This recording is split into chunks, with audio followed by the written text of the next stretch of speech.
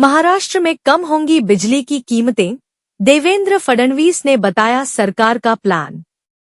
महाराष्ट्र के मुख्यमंत्री देवेंद्र फडणवीस ने कहा कि उनकी सरकार ने राज्य के ऊर्जा क्षेत्र के लिए अगले 25 साल का खाका तैयार किया है। उन्होंने कहा कि इसके उद्योगों समेत सभी को सस्ती बिजली उपलब्ध कराई जाएगी। उन्होंने अगले 2-3 साल में महाराष्ट्र में बिजली के रेट कम होने की संभावना भी जताई। फडणवीस ने यह बात नागपुर में प्रेस से मुलाकात कार्यक्रम में कही। उन्होंने कहा कि राज्य सरकार विभिन्न योजनाओं के तहत गरीब लोगों को दिए जाने वाले मकानों में सौर ऊर्जा सुविधा उपलब्ध कराने की योजना बना रही है। बता दें कि मुख्यमंत्री देवेंद्र फडणवीस के पास राज्य के ऊर्जा मंत्रालय का भी प्रभार है और पिछली सरकार में भी यह मंत्रालय उन्हीं के पास था। फडणवीस ने कहा कि ऊर्जा क्षेत्र बेहद महत्वपूर्ण है और हमने इसके लिए अगले 25 साल का खाका तैयार किया है।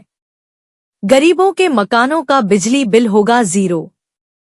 सीएम ने कहा, हमारी योजना यह भी है कि विभिन्न सरकारी योजनाओं के तहत गरीबों को दिए जाने वाले मकानों का बिजली का बिल न आए। फडणवीस ने कहा कि वह सिंचाई क्षेत्र से जुड़ी लंबित परियोजनाओं को शीघ्र पूरा करने पर ध्यान केंद्रित कर रहे हैं। उन्होंने कहा कि विधानसभा चुनाव में बड़ी आकांक्षाओं और चुनौतियों के साथ हमें जनादेश मिला है।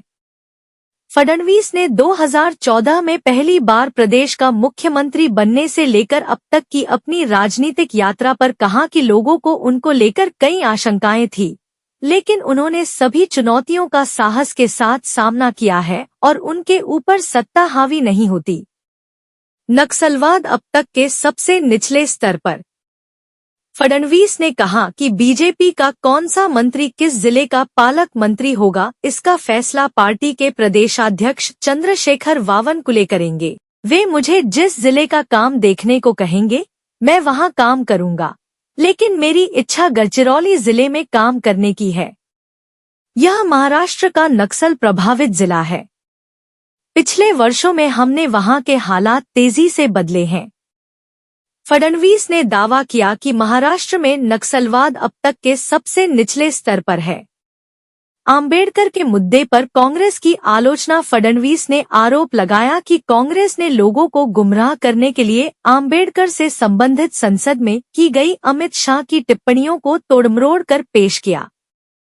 बीजेपी और शाह सपने में भी आंबेडकर का अपमान नहीं कर सकते। इसी तरह महाराष्ट्र विधानसभा में उनके संबोधन को भी इस तरह से तोड़मरोड़ कर पेश किया गया, जिसमें उन्होंने कहा था कि नक्सली देश के संविधान में विश्वास नहीं करते। दरअसल आंबेडकर का अपमान करने वाली कांग्रेस नहीं चाहती कि किसी का कद नेहरू गांधी परिवार से बड़ा हो।